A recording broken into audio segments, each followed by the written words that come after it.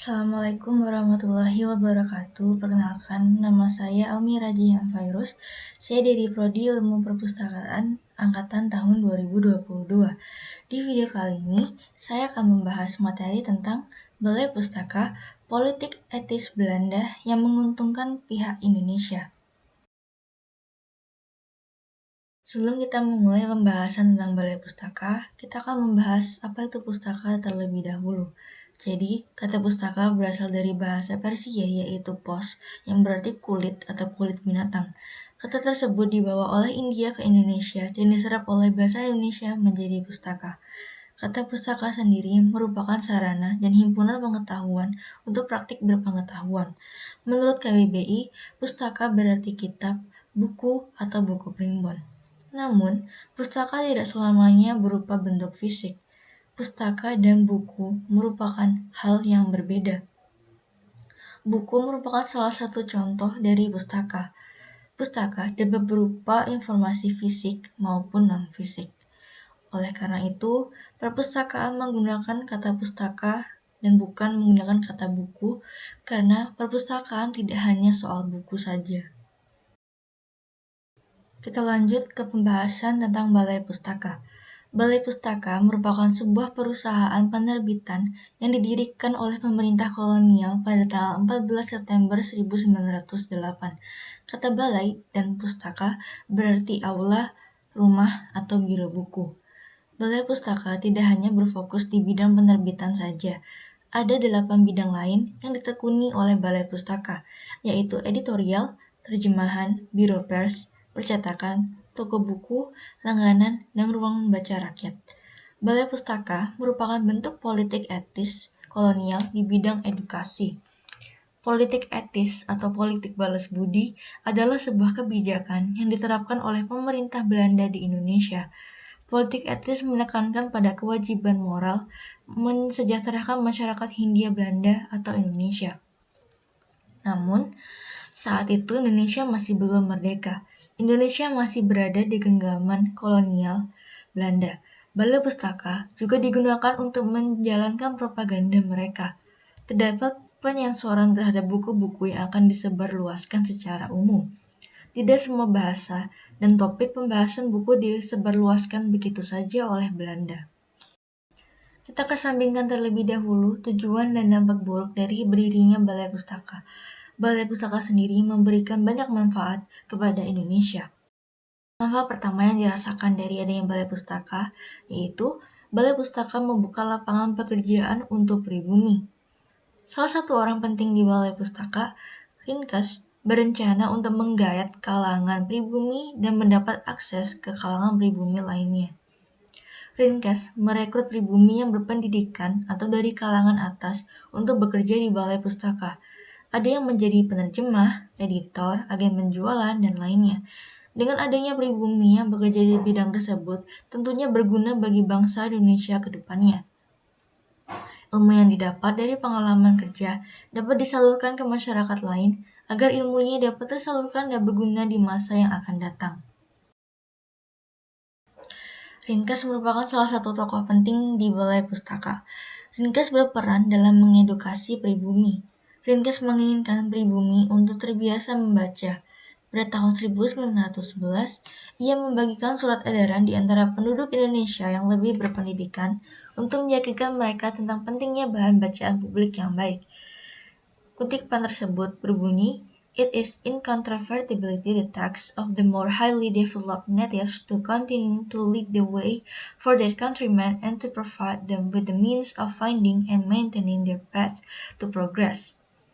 Maksud dari kutipan tersebut adalah bahwa penduduk asli yang lebih maju dan berpendidikan untuk terus memimpin jalan bagi bangsa dan negara mereka, dan untuk menemukan dan mempertahankan jalan mereka menuju kemajuan.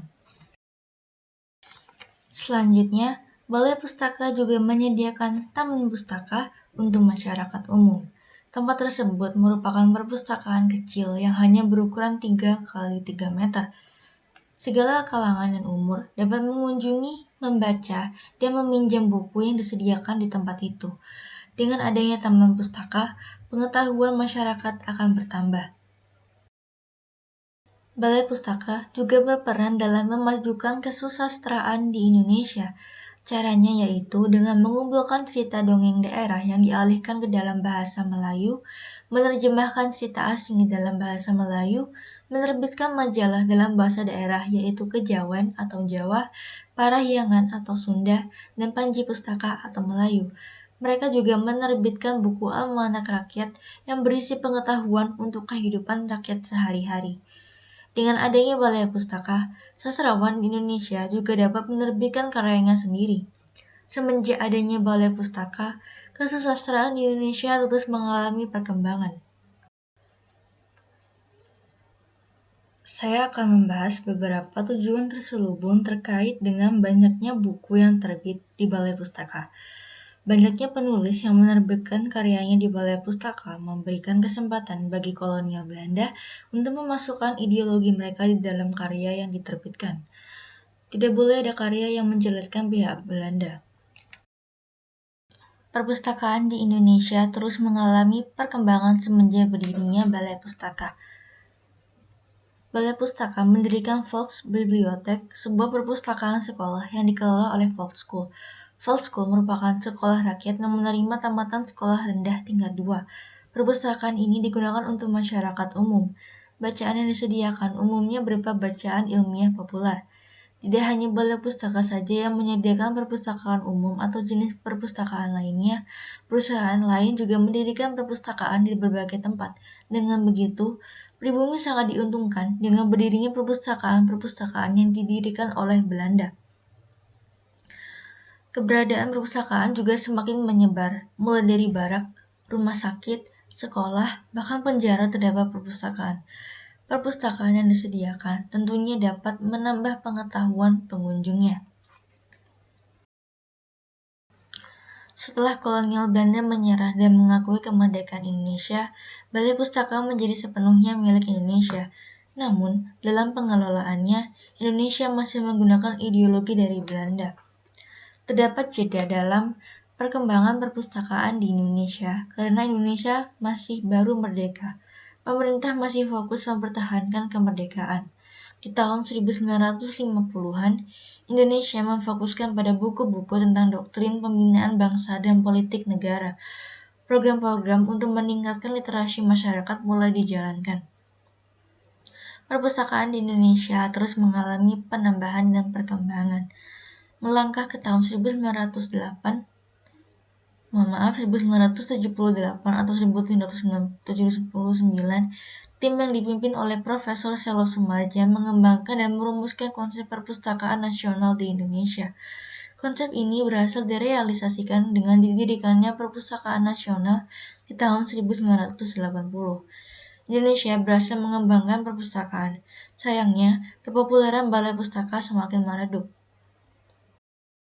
Yang terakhir, hadirnya Balai Pustaka dan perusahaan lain yang berhubungan dengan perpustakaan membuat masyarakat sadar akan betapa pentingnya perpustakaan di lingkungan masyarakat.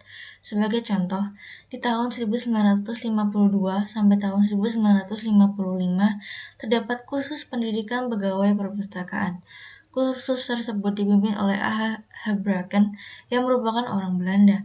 Sekolah perpustakaan di Indonesia terus mengalami perkembangan hingga akhirnya menjadi sebuah program studi ilmu perpustakaan di Universitas Indonesia dan terus bertambah di universitas lainnya.